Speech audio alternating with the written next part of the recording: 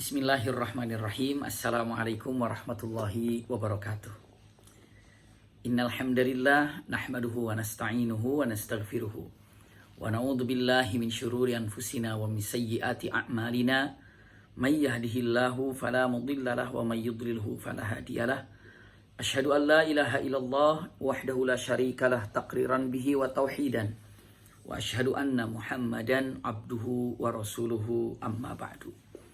Allahumma la sahla illa ma ja'altahu sahla wa anta taj'alul hazna idza syi'ta sahla. Allahumma inna nas'aluka hubbaka wa hubba man ahabbaka wa hubba amalin yuqarribuna ila hubbika bi rahmatika ya arhamar rahimin. Amin ya rabbal alamin. Alhamdulillahirabbil alamin. Mudah-mudahan jumpa kita melalui YouTube ini atau melalui virtual ini bersama kajian kita Rumil Al-Hidayah. Semoga seluruhnya selalu diberkahi oleh Allah Subhanahu wa taala. Amin ya rabbal alamin. Pagi ini yang akan kita bahas ini adalah tema yang biasa kita dengar. Ini tentang tabarruj. Iya. Sampai terkenalnya, tapi khusus sekarang ini ingin lihat tabarrujul jahiliyah. Bahkan langsung kita lihat ayatnya saja untuk dilihatnya. Iya. Dalam waktu yang sangat singkat ini ingin mengetahui apa sih tabarrujul jahiliyah atau tabarruj al-jahiliyah. Makna tabarruj, kalau dengan singkatnya, tabarruj itu apa ya? Itu ya. Para ulama mengatakan yustakhdamu lafdhu tabarruj bimakna az-zuhur. Jadi tabarruj itu artinya adalah yakni adalah yang nampak, ya, yang terlihat, zuhur, nampak, jelas, itu tabarruj. Wal muradu huna idharul mar'ah syai'an min jasadiha au zinatuha. Tapi maksud dari tabarruj ini adalah seorang wanita yang memperlihatkan sesuatu bagian apakah dari jasadnya ataupun dari perhiasannya. Itu adalah tabarruj. Jadi singkatnya apapun yang diperlihatkan oleh seorang wanita, baik itu adalah bagian daripada jasadnya yang mana itu aurat, yaitu tabarruj. Atau yang dia perlihatkannya itu adalah perhiasannya. Bukan kulitnya, ya, tapi apa? Perhiasan yang menghiasi daripada tubuhnya itu. Itu juga bagian daripada tabarruj. Contoh di sini. Dalam perkataan, ada satu perkataan bahasa Arab mengatakan al-kawakibu, ya, burujas sama. Al-kawakibu, ya, burujas sama. Artinya adalah bintang itu adalah burujas sama. Bintang itu adalah perhiasannya langit. Nah, para ulama mengatakan perhiasan langit itu burujas sama.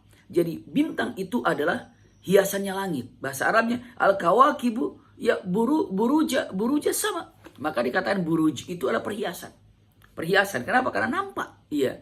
Maka usikum wa iyaya nafsi bitaqwallah. Ketika diucapkan tabarruj, itu maknanya adalah yang sering dikatakan para alim ulama bahwa ini memperlihatkan dari seorang wanita yang memperlihatkan baik itu sebagian daripada auratnya ataupun sebagian daripada yang namanya perhiasannya. Karena namanya tabarruj ini aurat yang tidak ditutupi, tabarruj, iya. Ataupun yang menutupi aurat itu sendiri itu adalah perhiasan yang mencolok, itu juga bagian daripada tabarruj, iya. Jadi nampak. Sampai ada dalam firman Allah Subhanahu wa taala kata-kata buruj misalnya tentang masalah kematian, ya. Dalam kalimatnya aina matakun yudrikumul maut walau kuntum fi burujim musyayyada. Jadi dimanapun kau berada, yang namanya kematian itu akan tetap menghampiri Anda walaupun Anda fi burujim musyayyada. Jadi buruj itu tower yang nampak jelas gitu ya.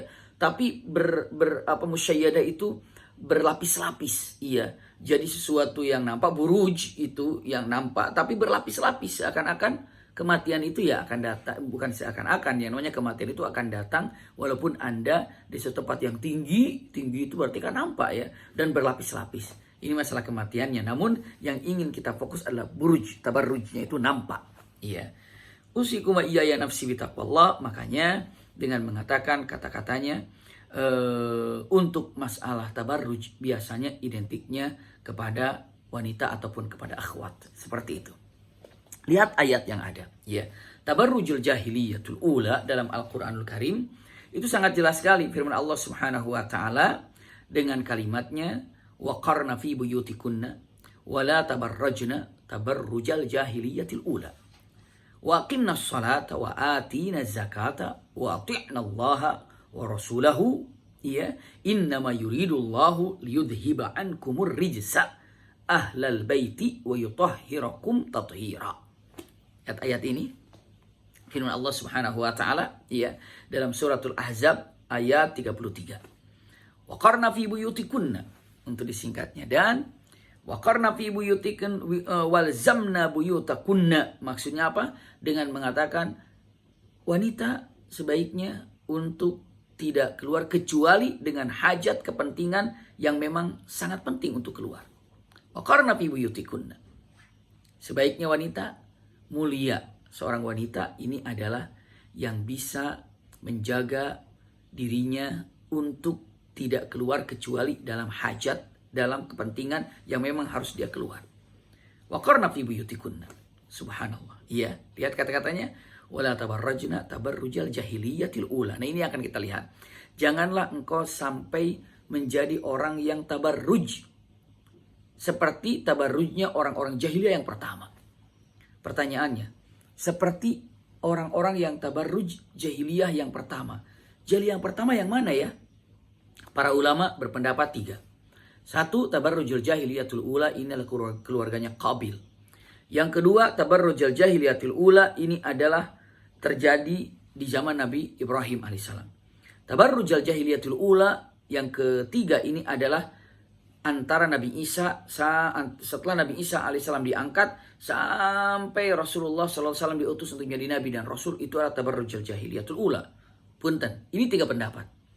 Kalau dikatakan tabarrujul jahiliyatul ula, yang berpendapat tadi nomor 3 ini adalah dari zaman Nabi Isa alaihissalam diangkat, maka saat itu subhanallah tidak ada nabi. Maka mereka berlaku segala sesuatu dengan hawa nafsunya, apalagi setan menggodanya, menyampaikan perangkap-perangkap iblisnya, karena dengan sumpahnya la ughwiyannahum ajmain, aku akan sesatkan semua makhluk yang ada di muka bumi ini. Ini dia. Maka saat itulah ini yang namanya tabarruj itu berkembang. Maksudnya apa? Ya ini tadi. Tabarruj ini berkaitan dengan para wanita yang memperlihatkan sesuatu yang seharusnya untuk tidak dibuka atau tidak dipertontonkan. Ini yang dikatakan tabarrujul jahiliyatul ula di zaman itu.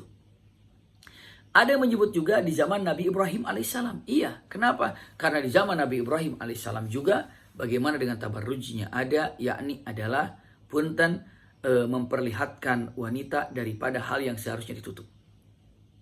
Ala kulli hal, dari 2 ini di zaman Nabi setelah antara Nabi Isa dan Nabi Muhammad jahiliyatul ula. Ya tabarruj, maksudnya jahiliyatul ula di dalam tabarruj ini. Di zaman Nabi tabarrujnya jahiliyatul ula demikian. Terserah mau ambil yang mana. Namun nomor pertama juga dikatakan tabarrujul jahiliyatul ula. Ini ketika di zaman Qabil telah membunuh Habil, lalu Qabil ini pergi dalam satu lembah atau dalam satu bukit. Mungkin pernah sering mendengarkan apa yang saya sampaikan ini untuk mengulang. Qabil ini tinggal di sana karena lari daripada Nabi Adam alaihissalam. Lalu Nabi Adam diberikanlah hadiah Sith oleh Allah Subhanahu wa taala, hadiah ganti daripada Habil yang wafat. Nah, punten, setelah itu apa? Qabil, saya sampaikan Qabil ini tinggal dalam satu tempat, keturunan-keturunannya ini berkembang. Akhirnya ada 2 yang berkembang, maksudnya ada 2 kabilah besar yang berasal dari turunan Qabil ini. Ada yang tinggal di gunung dan ada yang tinggal di lembah. Jadi ada yang tinggal di gunung, ada yang tinggal di lembah. Jadi ada kelompok yang tinggal di gunung, ada yang berkembang biaknya gitu di lembah, ya ataupun di bawah. Nah, makin lama ini makin berkembang. Yang di atas makin banyak berkembang, yang di bawah pun makin banyak berkembang.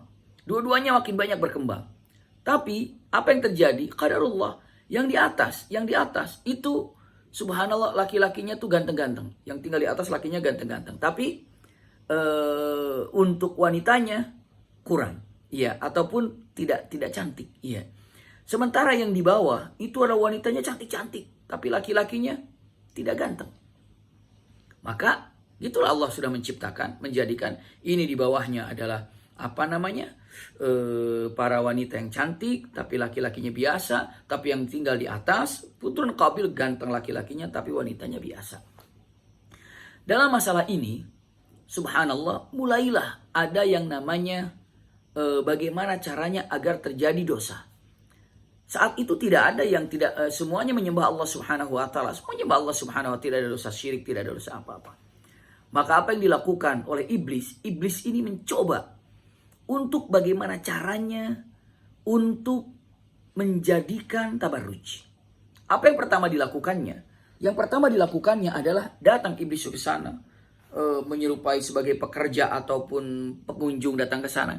Lalu iblis ini menyampaikan yang namanya syair-syair yang bernada, ya, ataupun melantunkan, mengajarkan, punten bahasanya, mengajarkan hal-hal yang bersenandung tapi melalaikan. Bukan seperti nasyid, bukan seperti nasihat-nasihat, bukan seperti kata-kata syair yang baik, tapi apa?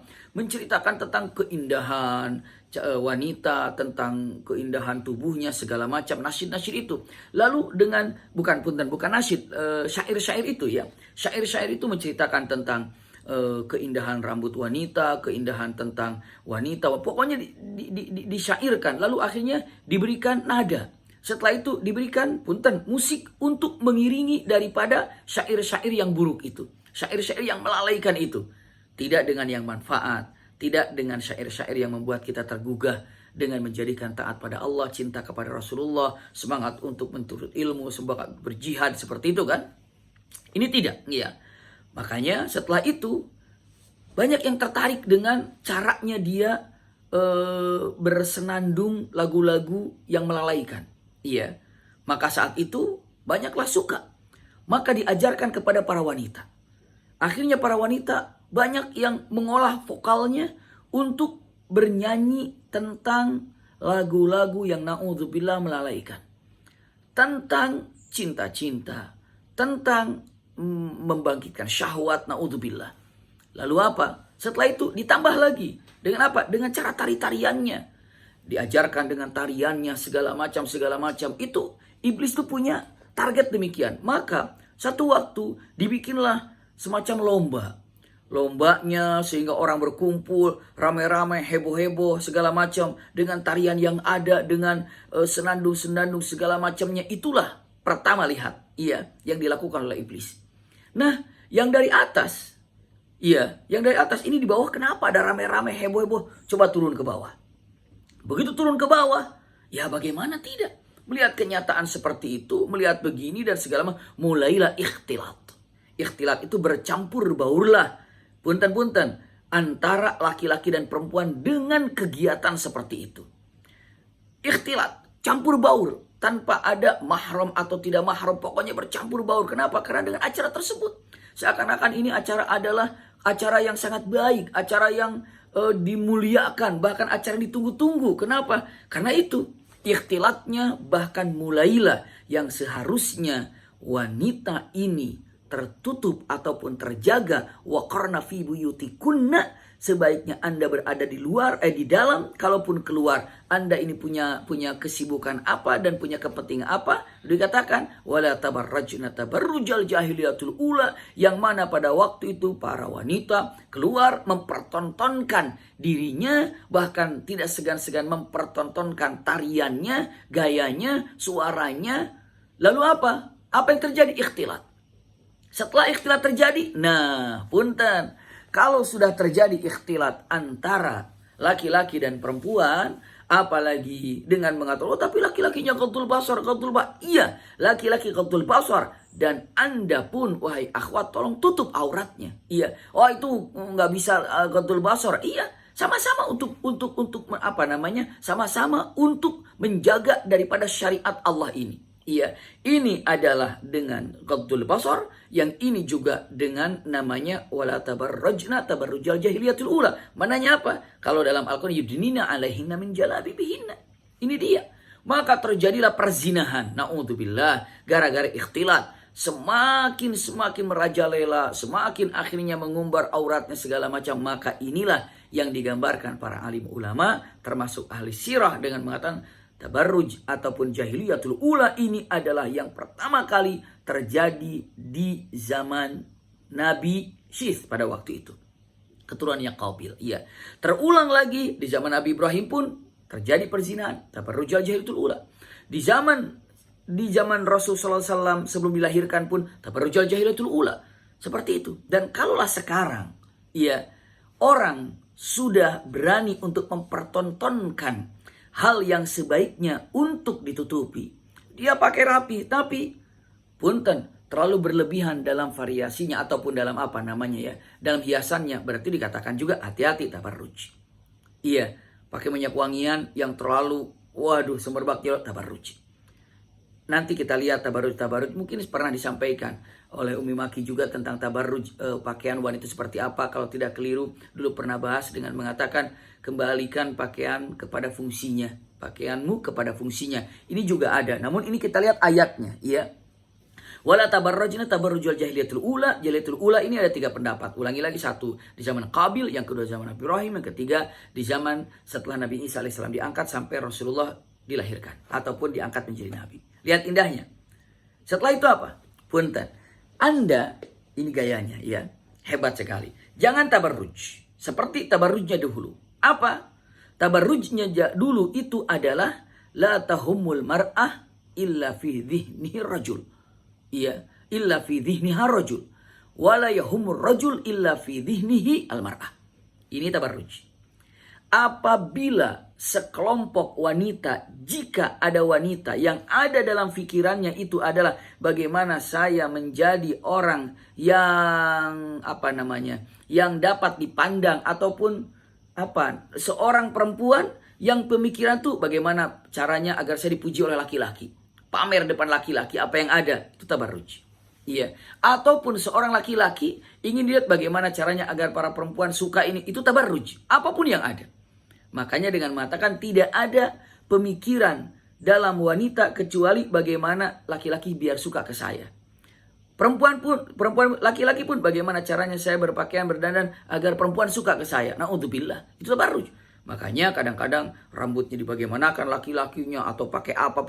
Takutnya ini adalah bagaimana untuk bisa menarik perhatian, itu maksudnya. Iya. Jadi bagaimana seorang perempuan banyak menjadikan bagaimana perhatian laki-laki itu ke saya. Si laki-laki bagaimana agar perhatian perempuan itu ke saya. Hati-hati, apabila sudah ada dalam pemikiran itu, ini bagian daripada tabarruj jahiliyatul ula. Iya, sepatu model-model agar bagaimana, hati-hati para akhwat, kalau macam-macam dengan apa yang disampaikannya, yang digunakannya, jangan sampai masuk ke dalam tabarruj jahiliyatul ula. Ini dia, iya. Hati-hati, jangan tabarruj jahiliyatul ula. Dulu, kalau sekarang mungkin ada. Ini bukan jahiliyah ula lagi, entah jahiliyah keberapa sekarang. Kenapa? Ya itu sudah berbagai macam dandanan, pakaian yang kadang-kadang bagus bagiannya, tiba-tiba di bagian betisnya agak terbuka. Na'udzubillah. Ataupun bagaimana segala macam ternyata di bagian apanya terbuka segala macam. Sekecil apapun yang dinampakkan daripada aurat, itu adalah tabarruj. Iya, hati-hati. Lihat-lihat. Setelah itu apa? Punten. Wa aqimnas salat. Ingat, iya. Untuk menahan Anda agar tidak tabarruj, tetap hubungan dengan Allah, aqimnas salat. Ingat, tetap kerjakan salat. Kerjakan salat. Subhanallah. Wa atina zakat, dan jangan lupa kerjakan zakat. Wa ati'na Allah wa rasulahu, dan punten, taatlah kepada Allah dan Rasulnya. Taatlah kepada Allah dan Rasulnya. Masya Allah. Lihat, ini untuk kepada keluarga Nabi. Innama yuridullahu liyudhiba ankumur risa ahlal baiti. Sesungguhnya dilarang untuk tabarruj ini. Ini bayangkan saja. Ini dikatakan ahlal bait. Rasul sallallahu alaihi wasallam menyampaikan kepada istri-istrinya, dilakukan oleh Allah Subhanahu wa taala untuk tidak bertabarruj. Allah melarang untuk tabarruj. Iya. Untuk apa? Agar engkau terhindar dari keburukan. Rijsa itu adalah boleh dikatakan yang namanya dosa, bisa, ya. Atau dikatakan dosa besar. Dosa besar. Yuridullahu liyudhiba ankumur rijsa ahlal baiti. Artinya untuk tidak tabarruj, intinya adalah agar terhindar dari dosa yang kecil, dosa besar, dosa yang buruk, perzinahan. Maksud di sini bisa jadi, iya. Dosa apa lagi? Ikhtilat, bisa jadi. Wa yutahhirakum tathira, dan membersihkan Anda sebersih-bersihnya. Masya Allah, lihat. Ternyata jika ingin menjadi seorang wanita yang bersih, iya, jika ingin menjadi seorang wanita yang bersih, maka jangan tabarruj. Dan ternyata tabarruj ini untuk membersihkan daripada diri wanita muslimah. Tabarruj ini. Jadi kalau hindari tabarruj, kenapa? Saya ingin jadi bersih. Kenapa? Kalau sudah tabarruj di mana-mana, maka akan terjadi yang namanya kotor di mana-mana. Kalau sudah kotor di mana-mana, pastikan, subhanallah, bagaimana akan taqarrub pada Allah subhanahu wa ta'ala. Usikum wa iyaya nafsi bitaqwallah. Ingin disampaikan sekali lagi untuk singkatnya. Kenapa tidak boleh tabarruj? Karena tabarruj ini adalah salah satu jalan yang paling pesat untuk terjadinya menyebarnya perzinahan. Itu tabarruj. Iya, ulangi lagi. Tabarruj ini adalah salah satu jalan terpesat, jalan tercepat terjadinya perzinahan. Ini adalah dengan tabarruj. Karena di sini pun mengatakan liyudhiba ankum rijsa, untuk menghilangkan, menjauhkan daripada dosa besar, dosa keji, dosa yang kotor. Iya, bayangkan saja. Rasulullah SAW menasihati untuk keluarganya demikian, apalagi kita. Wa yutahhirakum tathira, dan membersihkan sebersih-bersihnya. Maka hati-hati. Tolong jaga kemuliaan seorang wanita untuk tidak tabarruj. Ini adalah syariat yang diagungkan oleh Allah Subhanahu wa taala. Subhanallah. Tadi ayatnya disampaikan. Usikum wa iyaya nafsi bitaqwallah. Lalu dengan mengatakan kata-katanya, yang paling mudah tabarruj itu ya melepaskan hijab, itu tabarruj. Memperlihatkan sesuatu yang ada di tubuh, itu tabarruj. Memperlihatkan perhiasan yang dia pakai, sekalipun itu adalah perhiasan di dalam pakaian untuk wanita dengan berbagai macam, itu bagian daripada tabarruj. Subhanallah. Iya. Selanjutnya dengan mengatakan sengaja berjalan di saya ini mau ke mall misalnya, saya ini mau berangkat kemana, lalu apa begitu didapatinya di depan itu ada laki-laki, wahai para akhwat, ada laki-laki yang sedang duduk begitu ya, padahal Anda bisa berjalan ke belakangnya ataupun berjalan kemana, tapi Anda menyengaja untuk jalan depan laki-laki itu, walaupun laki-laki itu ada 2 orang, ada 3 orang, atau dalam hati mengatakan biar dia lihat saya, biar dia, hati-hati, Anda telah tabarruj melakukan itu. Berjalan sengaja ingin dilihat oleh lawan jenis, itu sudah tabarruj. Mengerikan sekali.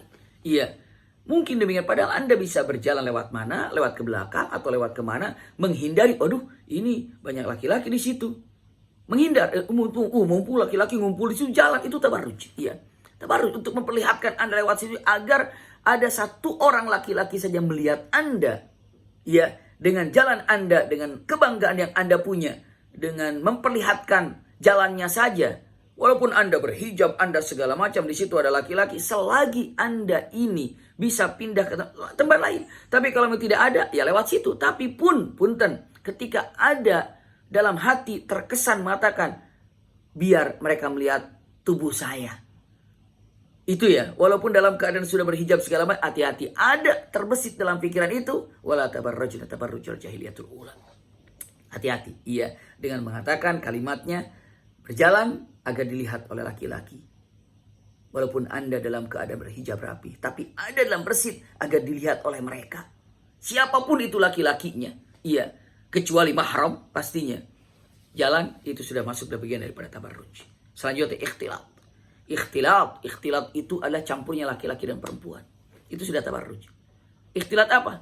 Ikhtilat itu artinya bukan campur aja, bersentuhan saja. Laki-laki dan perempuan, itu tabarruj. Tabarruj, iya. Bersentuhan saja itu tabarruj. Misalnya dengan bersalaman, bersentuhan, itu bagian daripada tabarruj. Itu para ulama dengan mengatakan demikian. Iya. Mulama satu ajsaduhunna ajsadur rijal bil musafahah. Au an tariqut tazahum fil amakinil ammah. Ingat, ketika bersentuhan itu tabarruj. Lalu apalagi? Bersentuhan karena mungkin di bis atau segala macam, menyengaja datang ke bis agar bersentuhan, itu tabarruj. Ataupun ada dekat sini tersentuh sedikit, itu tabarruj. Hati-hati. Ini adalah larangan dari Al-Qur'an, wala tabarrujna tabarrujal jahiliyatul ula. Terus lagi apa? Khudu bil qaul. Perkataan yang perkataan yang dimain-mainkan, perkataan yang digaya-gayakan gitu ya. Bagian daripada tabarruj. Mengerikan sekali. Na'udzubillah. Tsumma na'udzubillah. Kenapa? Karena Intinya tabarruj ini disampaikan para ulama, wa nataijuhul lati tufsidul mujtama wa tuaddi ila al-ibahiyyati waz-zina. Ini dia. Ternyata tabarruj ini yang tadi saya sampaikan tufsidul mujtama. Artinya apa? Menghancurkan mujtama, masyarakat yang ada. Ulangi lagi. Kalau bebas daripada tabarruj, maksudnya apa? Orang yang tabarruj. Yang pertama kali rusak adalah ahwal, keadaan situasi itu. Masyarakat itu rusak pertama kali ketika dalam tabarruj. Selanjutnya apa lagi? Langsung akan terjadi perzinahan di mana-mana kalau tabarruj terbuka atau tabarruj ini adalah terbiasa dilakukan. Maka, punten, usikum wa iyaya nafsi bitaqwallah. Untuk nasihat, usikum wa iyaya nafsi bitaqwallah. Bagi bunda, ayahanda yang memiliki anak wanita atau anak perempuan, tolong sangat dijaga sekali. Kenapa? Biasakan mulai kecil bagaimana caranya agar terbiasa berhijab. Bagaimana caranya agar terbiasa menutupi aurat. Bagaimana caranya agar terbiasa berbicara apa adanya. Iya, dan terbiasa bagaimana caranya untuk punten-punten bergaul dengan cara syariat Islam seperti apa. Ketika dibelikan pakaian, ketika diberikan hijab, diberikan apa, yang tidak tabarruj. Ketika diberikan minyak wangi pun yang tidak tabarruj. Iya, masa pakai minyak wangi bisa tabarruj? Iya, kenapa? Karena bisa semerbak kemana-mana. Makanya usikum wa iyaya nafsi bitaqwallah, cukup untuk bisa mencium yang di samping akhwat saja sehingga tidak terasa kurang enak terciumnya gitu ya. Mungkin diberikan di bagian tubuhnya sehingga tidak karihah, tidak sesuatu yang tidak ada sesuatu yang tidak enak untuk dicium ketika berdekatan. Seperti itu ya, tidak tercium bau yang tidak enak, maksudnya demikian. Maka usikum wa iyaya nafsi bitaqwallah. Mudah-mudahan singkat daripada makna yang namanya tabarruj ini kita bisa memahaminya dan bisa menjaganya. Karena apa? Karena tidak ada wanita yang paling mulia kecuali wanita itu adalah yang bisa menjaga dirinya dari tabarruj. Iya, kadang-kadang tidak terasa kita terjebak dalam tabarruj dan kita merasa itu biasa saja. Ini saja mungkin dapat saya sampaikan. Mudah-mudahan ada manfaatnya. Jazakumullah khair ala husni istimaikum. Lakum minni al-hubbu wad du'a. Wassalamualaikum warahmatullahi wabarakatuh. Sama-sama kita tutup dengan kafaratul majlis. Subhanakallahumma wa bihamdika asyhadu an la ilaha illa anta astaghfiruka wa atubu ilaika walhamdulillahirabbil alamin.